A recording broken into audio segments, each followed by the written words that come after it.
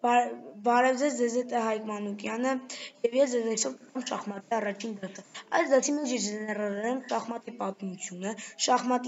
ինչպես կարելի է շարել շախմատի տախտակի վրա քարերը և շախմատի քարերի մասին նրանց քայլերը, նրանց հնարավորությունները։ Շախմատի պատմությունը ստեղծվել է 5-րդ դարում Հնդկաստանում, ստեղծել է հնդիկ գիտնական, որ ուզեցել է իր թագավորին ընծայել մի նվեր։ Այդ հնդիկ գիտնականը ստեղծելով շախմատը տարել է իր թագավորի մոտ, բայց երբ որ իր թագավորը տեսել է, նա շատ է հավանել այս խաղը, դրանից հետո շախմատ ռուսական անվանումն է, շախ նշանակում է հարձակում և մատը նշանակում է թագավորի հանձնություն, հայերենում շախմատը ճատրակն է, անցնենք առաջ, շախմատի քարերը, շախմատում կան լիք քարեր, կան 6 տեսակի քար։ Նրանք ունեն տարբեր հզորություններ, թագավոր, թագուհի, սրանք իրար հավասարումներ ունեն, թագավորը այն նրանով, որ թագուհու պես խաղալու հզորություն չունի, բայց թագավորին պարտավոր է ընդամենը խաղացողը ամբողջ գնով ամեն գնով պաշտպանել, որովհետև թագավորն է խաղի ելքի հիմնական ղեկավարը։ Թագուհին էլի ամենաուժեղ խաղացողն է, դրանից հետո գալիս է նավը, փիղը, ձին, զինվորը։ Եթե ուզում են միավորներով շախմատը ստուգել,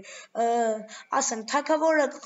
դաշտից երբեք չի դուրս գալիս եւ նա միշտ առանց անգին է, միավոր չունի։ Թագուհին 9 կամ 10, մինչև հիմա էլ դրա վրա վիճում են, նավը 5, փիղն ու զին 3, իսկ զինվորը 1 միավոր է։ Քարերի դասավորություն։ Ասեմ, որ շախմատում քարերը շարվում են սպիտակները 1-ից 2 դաշտերում, իսկ սևերը 8-ից 7-րդ դաշտերում։ Այսպես։ Ասեմ, որ 2-ից 7 դաշտերում անդադ շարվում են զինվորներ։ Միայն զինվորներ են այդ դաշտերում։ Այսպես։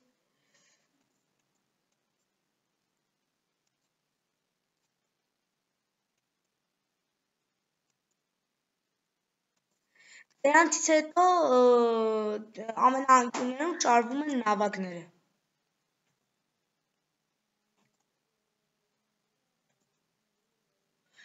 Նավակներից հետո գալիս է ձի խաղաքարը։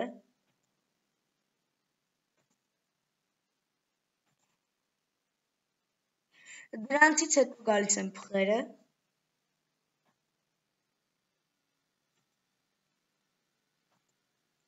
Եվ նրանցից հետո արդեն գալիս են թագուհին եւ թագավորը։ Թագուհու մասին շարման դիրքը որոշելու որտեղ կողմն է թագավորը, որ կողմը թագուհին, ասեմ մի այսպիսի բան։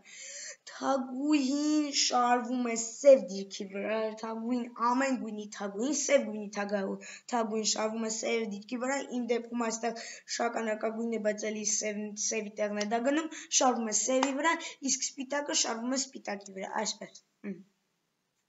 Եվ նրանց կողքին էլ արդեն թագավորները։ Շարունակենք։ Առանձին քարերը եւ նրանց հզորությունները։ Թագավոր, առաջինը թագավորն է։ Թագավորը կարողանում է իր բոլոր 4 կողմերով քայլել ընդամենը 1 քայլ։ Այսպես։ Դիտարկենք ուրիշ, երբ որ այստեղ կա թագավոր, այնտեղ որտեղ մեր խաչով կտանյամ, այդտեղ թագավորը երբեք չի կարող գալ։ Այսպես ասեմ, թագավորը թագավորի հարվածի տակ երբեք չի կարող գտնվել։ Դիտարկենք ուրիշ, երբ որ զինվորը այս տարածքում է գտնվում, թագավորը նրան կարողանում է ուտել, որտեղ զինվորը նրա հարվածի տակ է։ Թագուհի։ Թագուհին Արցախի ամենահզոր քաղաքարն է արդեն, նա կարողանում է ամբողջ դաշտի վրա շարժվել այն տարածքով, որտեղից ուզում է։ Դիտարկենք այս դիրքը։ Այս դիրքում թագուհին հեշտությամբ կարողանում է նավակին ուտել։ Նավակը իհարկե եթե չփոխնի։ Նավը քայլում է էլի դաշտի վրա այն տարածք հորիզոնական եւ ուղղահայաց դիրքերով, այսպես։ Նավակը նույնպես ուղղահայաց դիրքերի վրա, որ նա ստուգում է, նրա վրա նա կարողանում է ուտել եւ ուտել բոլոր զինվորներին եւ քարերին։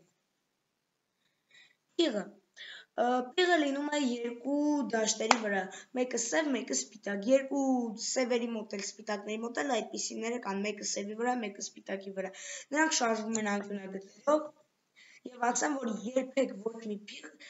սպիտակ դաշտի վրա գտնվող փիղը երբեք խաղի ընթացքում չի կարող հայտնվել սևի վրա, սև դաշտում գտնվող փիղը երբեք սպիտակի վրա։ Ձին քայլում է ռուսերեն գտարի նման, ինչպես գիտենք բոլորը, դա էլի իր ռուսերեն գտարի վրայի միայն ծայրային հատվածում, այսինքն որ կողմով որ նա գալիս է այդտեղ, միայն այդ ծայրի մասով նա կարող է հարվածել ինչ-որ քաղաքարի։ Զինվոր։ Ասեմ, որ զինվորը թվում է թույլ է, բայց նա այդքան էլ թույլ չէ։ Նա առաջին քայլը կարողանում է խաղալ երկու քայլ, երկրորդ խաղը մի քայլ, երկրորդից մի քայլ, ասեմ այսպիսի դիրքը, երբ որ զինվորը ուրիշ զինվոր է գտնվում նրա կողքը, նա կարող է ուղղահայաց այս գծով հարվածել նրան։ Երբ որ զինվորը ասեմ հայտնվում է ուրիշ հակառակորդի, այսինքն սպիտակ զինվորը սևի սև դաշտի 8-րդ կետի վրա, սև զինվորը առաջին կետի վրա, նա կարող է կերպարանափոխվել ամեն քարի, նա զինվոր։ Այսօր այսքանը, ես այսքանն էի նախատեսել,